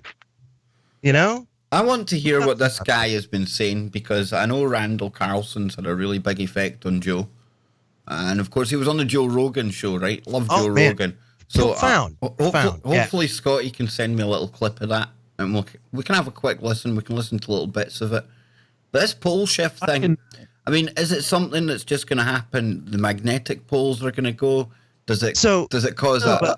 No, Carlson isn't really talking about the pole flip per se. He's just doing the research into past catastrophic events that have pretty much wiped the slate clean. Yeah. But still, I mean, his information is really cool. So he's not coming at it. He's not coming at it from like the pole reversal standpoint. He's coming at it more from extinction level events in history. That's basically it. And he shows some pretty compelling data that kind of gives us an idea that, well, first of all, it tells you foremost that history is not the way you've been taught, which but you've never had it as black and white as the way he presents it. And when I say black and white, I mean, he brings you evidence, serious evidence to say that the way we've been taught in school is not the way that it is. It's actually more like the way these ancient texts say they get this, Joe. This is from Brent Burnside. And if you want me to read out your comments, try and tag me in it so that it kind of lights up on the screen for me, folks. And it says here, the giants and their tools have been found all over America. Jim Vieira, who we've had on Freaky Friday, had a hammer that was 30 pounds. The average sledgehammer today is 8 pounds. That's like the sword thing. It's just things that are out of place like that don't make any sense. unless you've got bigger people all we kicking know- around. All we know, the Claymore could have just been something like a saber, to a giant. You know what I mean? Like a toothpick. Like a toothpick. Yeah. Like a butter knife or something. Opener. Did you find that video, Scott? Yeah. Hold on. Excellent. Let me Okay. see. That's what I'm talking about. I'm just kind of worried about duplication and copyright since it was Don't on. worry. We've got the master blaster. Yeah, of that. I'll just play little bits. Can I be honest with you, Kev? Yeah. Playing little bit, Joe. I wish you would be honest. Is with it not us. going to do anything? Well, I'll drop it in the chat room for it'll be people okay. in. I think it'll be okay though, because this clip is being hosted by somebody that's not even a Joe Rogan, thing. But whatever. No, You what can I decide guess what I'm if trying you to wanna say do is this presentation is better served in its entirety. Yes, I get you. it. Yeah, because the clips just it's tough. I will say this though. That it had definitely, watching that totally gave me more peace of mind that my spiritual walk and my path so far I'm doing the right thing. That it reinforces what I've learned. Yeah, and I knew that this was totally going to be up your lane, Joe. Whenever I first saw it, I was like, Joe's got to see this. Joe's got to see this information that Randall Carlson's putting out. Well, that, and couple it with what you already know, right? About the giant burial mounds all over, the ancient architecture, Lobeki Tepe, all of this evidence that already exists out there. This geologic evidence that he goes through is just an unbelievable. Well, Guy Wilson here says molten iron spinning around the equator will shift with the shift. We're liking that. Joe Joseph, he's all froze up on us. What's happened to Joe there, man? Shift happened. There he is. He's back. There he is. Okay, am I back? You're back talking. now, dude. You were. Yeah, man. froze up for a second. Yeah, so like I said, the other guy that really, really compelled me was Del Tackett. And he did that documentary, his Genesis History. And that was huge in opening my eyes to how these megalithic, not megalithic, these large sites like the Grand Canyon were not built or not carved out over millions of years, that they happened in hours, if not days. And that completely synergizes and integrates with what Carlson was saying about this massive. But the difference is Carlson has the numbers. See, so Tackett goes to all these places and he talks to the geologists and gets into like the layers, how the layers look, what this means, and then how fast they cut out. There's Jimmy button in. Yeah, I just want to say you should be checking the chat, man, because there's a bunch of stuff going on there, and Ryan Gable's in there making comments, man. You should be seeing some of this stuff that's going by, because I think you guys would want to jump on some of this conversation for sure. Okay, hang on then. Well, Yeah, I'm seeing all the So, stuff. hey. I'm seeing all the stuff about blue chickens and Blue chickens. yeah, the secret space stuff. You see, this is why I gave the members out there their own blue chicken. And of course, you can become a member. Click the membership icon, join button. I think there's a link in the description as well. You get a whole host of these things. But yeah, I'm still loving the fact that Ryan and Charlie Robinson were in there in the first place. Yeah, no doubt.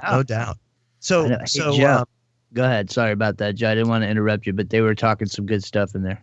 no, it's all good because it's So anyway, so what that, like I said, all of this information complements each other. But the best visual documentation that he gives you is at the very beginning, where he's standing in this wasteland, if you will. And it used to be a lush forest. It was Mount St. Helens. And that changed in a matter of minutes The forest was gone, laid waste to, and ash and mud and everything else built up like 90 feet over this area that used to be lush forest. And it was instantaneous, absolutely instantaneous. And he says, look at this event, this one event. Now, take it out, bigger scale. Use Randall Carlson's numbers and all of the other stuff, dude. That's it. There it is, And it makes total justification to me of these civilizations and then massive reset. Civilization, massive reset. And each time it happens, there's like, there's a remnant. And you start over. So the way the Bible says it, right, is that the earth is going to be destroyed by fire. So the earth is destroyed by fire.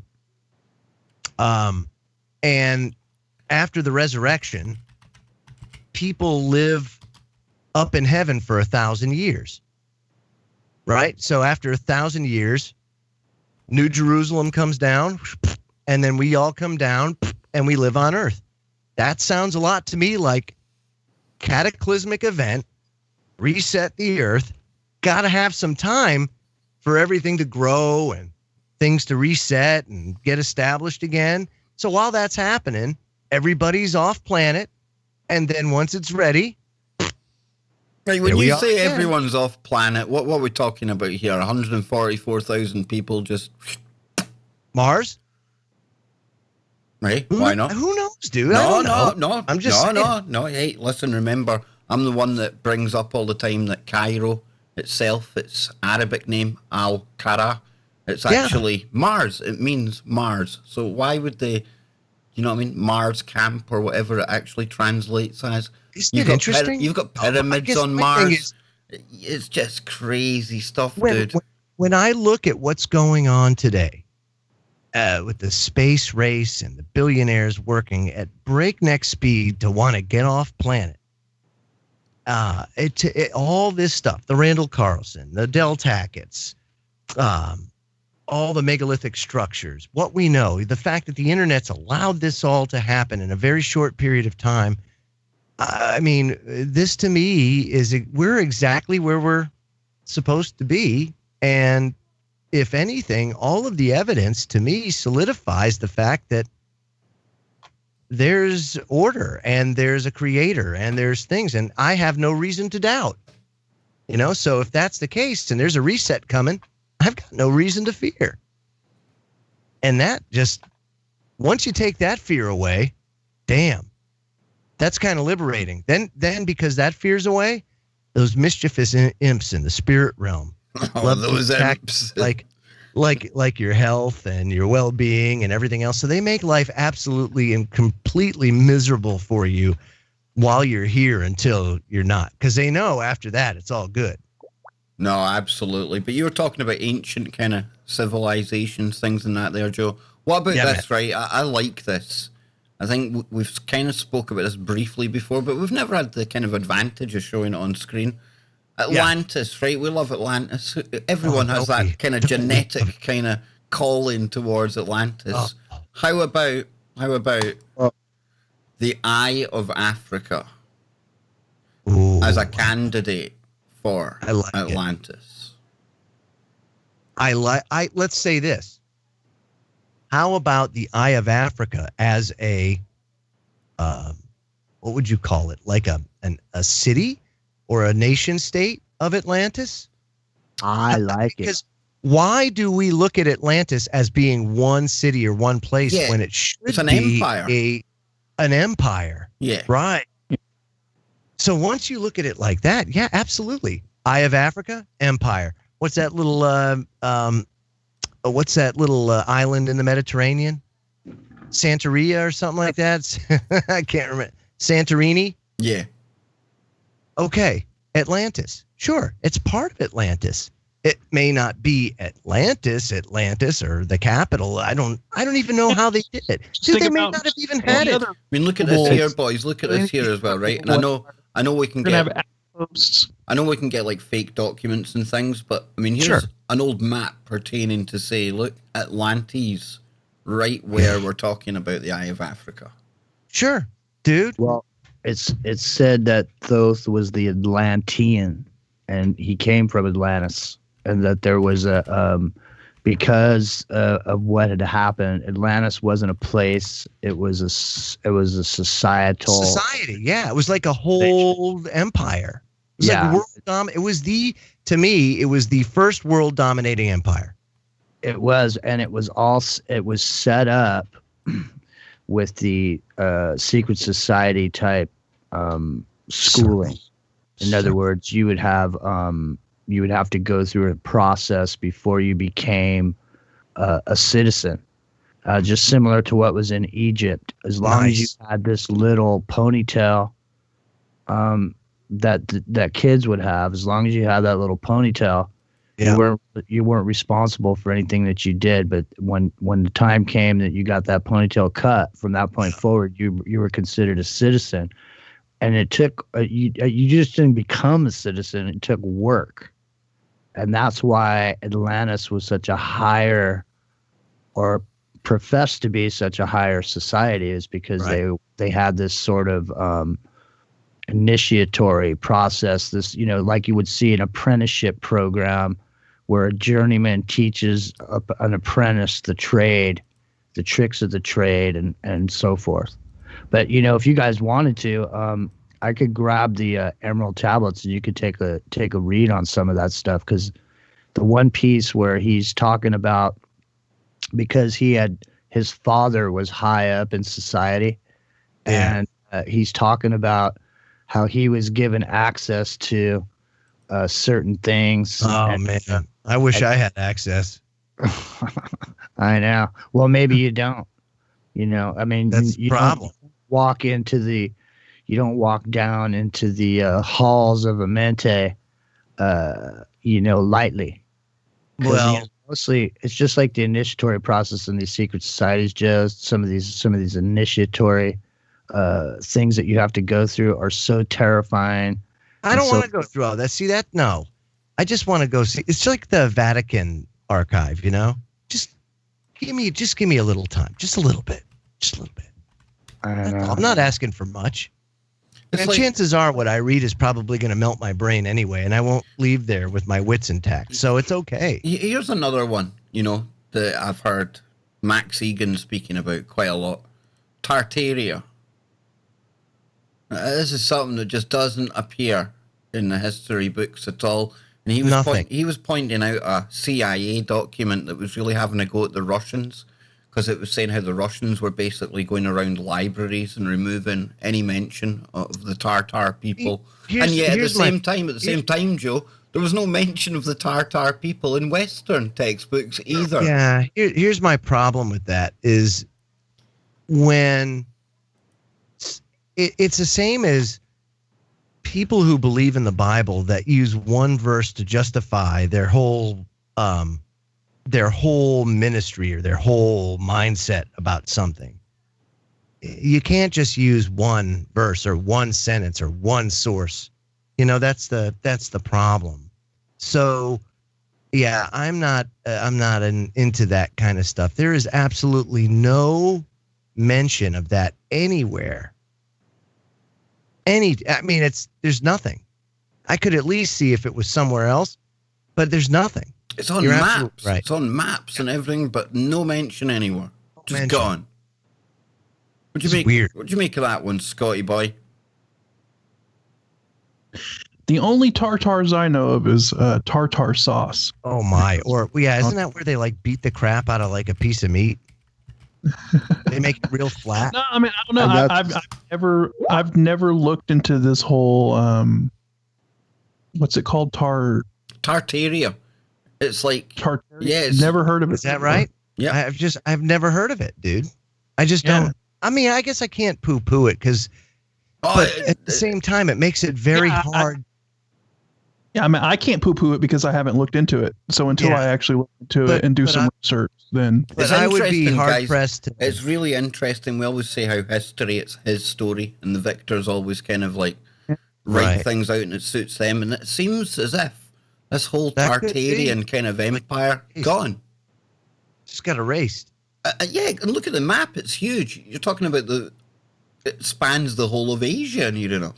Well, maybe, yeah. It was, maybe they're erasing a culture, a way of life. They seem by on the face of it, from what I've heard Max Egan saying. And again, I'm just maybe taking there Max. is some validity to what Max is saying. Think about this, for example. The Chinese right now are hell bent on having. I take that back. The power structure in China is hell bent on having a society their way, and they will do anything to make it happen. So would it be that out of the realm of possibility that they erase a culture that may have embraced a different value set? And it's not even that, Joe. They sounded like they had advanced technology as well. Because Max was talking about some energy generating buildings or architecture that they were renowned for. So it sounds as if Atlantean. Yeah, there you go. Very, very high technology from what I can make out. There's things here called the Tartaria tablets, contain the earliest or the evidence of earliest known writing system. So very interesting. Very interesting. And I thought maybe you guys might have heard of it. I think that's one we need to. No, but now it sparked my interest. That's interesting. So could that be? Could that be that they have decided then to wipe it out simply because doing so, leaving that out there probably, again, gives a hope or some sort of something that they don't want people to have or know. There you go. Here, look, Tartary or Tartaria in Latin was a historical region, but up until the late 18th century, it was known as a vast country located in northern and central Asia, stretching eastwards from the Caspian Sea and from the Ural Mountains to the Pacific Ocean, inhabited mostly by Turkic people. Wow. So there you go, guy. I mean, there you go. See, but it's a thing and nobody's heard of it. Well, because they wiped it out. I wonder what's so bad about it to China. Well, we've got to China and Russia. Lech Gore in the chat again. Thank you so much. And this time it says the reason we do not have. Hey, thank you for the subscription. Yeah. Anything to help my bro Kev out. That's what I'm talking about. Oh, you're too kind, Joe. But the reason we do not have the real history, most of the great libraries were looted and burnt down, in my opinion. Agreed. Totally agreed. Yep. So this is one for us to look into, guys. Century, think about that. That's the 1700s. So up to the 1700s, it was considered a country, a vast country. Well, it says here, by the 18th century. Here's the thing, man. It's like we call it Atlantis, and maybe the real Atlantis is this other name that we never heard of before. Just like, maybe, you know what I mean? I mean, just like we call. When you talk about a world dominating empire, you got to figure there's probably different, what you would call like provinces or states. Right. That's what I'm saying. Right. So maybe this was just one section of the Atlantean Empire. It was huge as well. Vast one. Yeah. Second to the Spanish Empire, Tartary covered the most land area in the world with over, near 4.5 million square miles. Wow.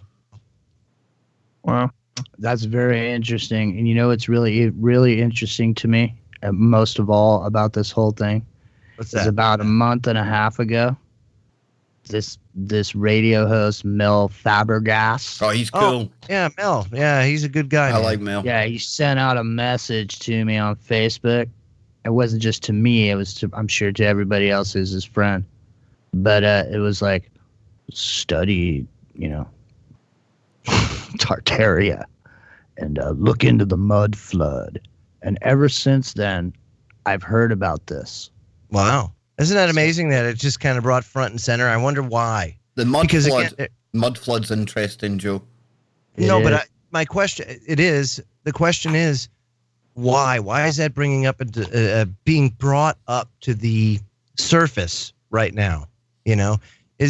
There's always another reason. See, folks, that's one thing that you got to consider when you start to see these events pop in is, so we have the physical realm where we live and we experience things, but there are other realms that we live with that we can't see. Remember, 95% of light out there we can't see. We only see 5%. So what's out there, and why is it important to whatever's out there to get this to bubble up? That's what I'm saying. Like, it came up for a reason. Now, why? Exactly. And it's not just Max Egan talking about it now. Jimmy's talking Mel Fabregas. There's other independent researchers we've never heard the name of. They're looking into this as well. Why now? Very interesting. Yep. It's not as mysterious as it all seems, because like we say all the time on your show, Kev. Yeah. Is that it's just that easy to get people to start looking at whatever. Mm-hmm. So in other words, I didn't go look at it when he put that out there. I didn't have to go look at it, because when I went on the boards, there was all these people posting about it. Yeah, there's groups about it, dude. Yeah, there's groups set up to it now and everything, man. It's that's what I'm but saying. Here's one from off like a rocket. My good friend Nancy. I have to go to the chat, Jimmy. Get this, because you're gonna like this. This is Nancy Elemental Arts. It says perhaps it's a Mandela effect. You know how some people remember Bernstein versus Bernstein? Maybe some of us do not remember Tartaria now because it was not on our original timeline. Yeah. Ooh, that gets the old... That's interesting. That gets the neurons firing up. Oh my, yes, they're firing all right. Indeed. Good grief. Who knows? I've still got no explanation for the Mandela effect. None. None that satisfies me. None. Although I don't know if we'll ever find out. It's just that easy to get stuff out into the stream. In other words, somebody's been profiled, somebody's been handed information. That person takes it, runs it back to the nest, gives it to the rest of the people. Everybody takes a chunk and runs out. That doesn't affect your own personal memory of things, though, Jimmy. Right. That's the thing. No, it doesn't affect anything. We're not. I know we might have shifted gears in the Mandela effect there. I might have had a time slip, but what I was trying to say was, I was trying to point out how we talk about how everybody is profiled and put into these chutes. Yeah. All you have to do, they don't have to mind control you, because all they have to do is get into the feed of important people that are on the radio or on TV, get them interested in a story, and all of a sudden the people will do the legwork for the person who wants to propagate the information to the. So everybody runs around. I've been guilty of it too, because all of a sudden, how did I all of a sudden notice this one article that I saw? That's because you hang about the dodgy forums that I hang about in, Jimmy. But that's what happens to us, man. We hang about in these really...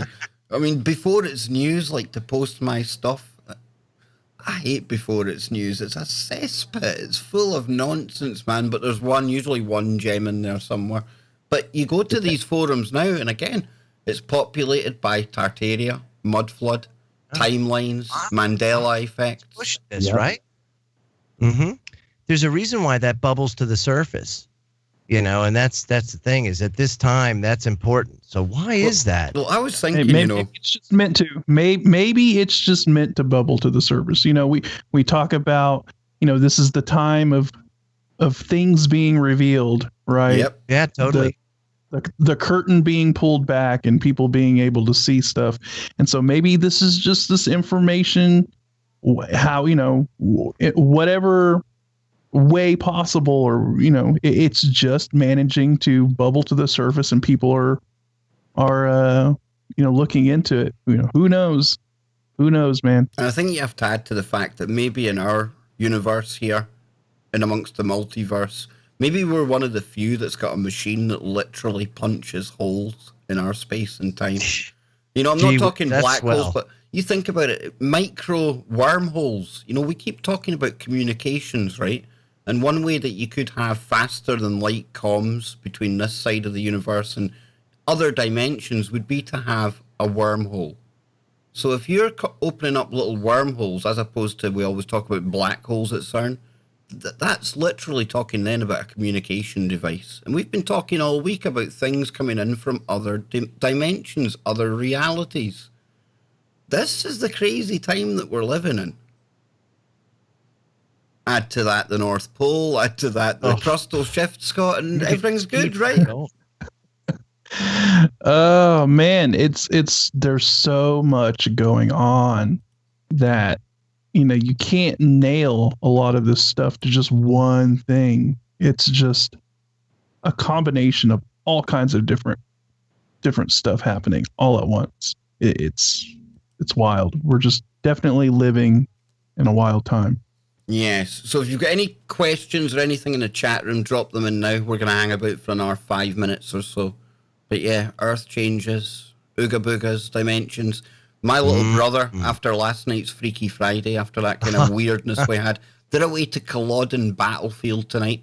This is like a major kind of battle that we had against the English. Yeah. Blood and gore and atmosphere, Joe. You go there on a summer's day and it still scares the shit clean out of you.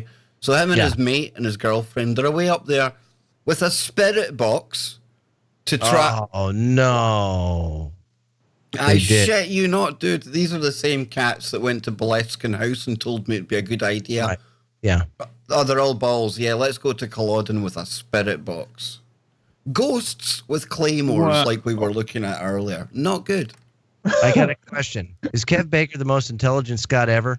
He does fancy himself as sort of a scientist. Did somebody actually ask me that? Or did you just make that up? No. Yeah. No, I'm the least intelligent Scot ever. And it says here, right. Buzzachino, what if they actually open a portal to another dimension, but because of the energies of the dimension are so different to ours, the leaked energy starts to mutate or change everything? I would expect to see it then mutating and changing from CERN outwards, and Joe's found a really another funny one by the looks of it. KBR, how can I fix my toilet bowl? Call a plumber. That's a very good answer, Scratch. Thank you very much. Yeah, no, I don't know. Leaked energy. I mean, there's so many things. Jesus. So we got to remember, Jordan, they're talking about the D wave and you get like 10% of information that comes back. I got to imagine that's pretty significant. It seems to have changed a lot as far as we're concerned. All these little tidbits that they get back, all these nuggets of information that then turn into things like CERN and other technology that then gets, willingly accepted by humanity. Like smartphones. I'll bet you that came through a frickin' wormhole of knowledge. Yeah, that D-wave, though, it does seem like it's, I don't know, it just feels like, and I know I've looked at it a lot, so maybe it just feels this way, but it seems like ever since they fired that up and since they've like increased the qubits, things get weirder. I don't know. All right, Jimmy, how are you, dude? Yeah, man. I'm telling you, it's going to be like the game Half-Life, where the Combine come through. Called to me, then the master saying, "Gather ye together, my people, take them by the arts ye have learned of far across the waters, until ye reach the land of the hairy barbarians, dwelling in caves of the desert. Follow there the plan that ye know of." And then Stos, "Gathered I then my people. We entered the great ship of the master. Upward. Upward we rose into the sun of the morning. Dark beneath us lay the temple. Suddenly overrose. Anyone tuning into this is going to think we're a mad cult. Ooh. Yeah, dude. What are you doing? Booga with your freaking hat on, too. For our chat room inquiry, that is how you fix a toilet. That's how you do it, man. Yeah. So listen, folks, this has been awesome. Tomorrow, there's a nasty rumor going around that maybe, just maybe, the unicorn will be here. We'll see about that. Oh, that'd be so we'll cool. see. Probably better chance of summoning a demon getting Popeye on Probably here. so. We'll probably need to wait for at least another 2 weeks or so, right? But yeah, somebody says the CERN D-Wave's a heap of crap. I don't Hey, know. anybody out there that hasn't subscribed, take that time and hit that button for old Kev. Let's get us to sure. 10,000. Let's get us to 100,000. 100,000 subscribers. Yeah. And We want that to opens see a whole we new level want to of, see the Google Play button shining nice and chrome-like here. But yeah, I don't know who said that CERN and D-Wave are a heap of crap. D-Wave, when it comes to quantum computing, nothing comes close to it. And when it comes to particle accelerators, CERN's about the only game in town. It is true. It is true. All right, boys. So, folks, until next time, we will love you, leave you. And we'll be back same time, same place tomorrow night with hopefully a lot more crazy woo. And remember, hit subscribe, hit like, hit share, join the channel, and become a Wookiee. Until next time, later.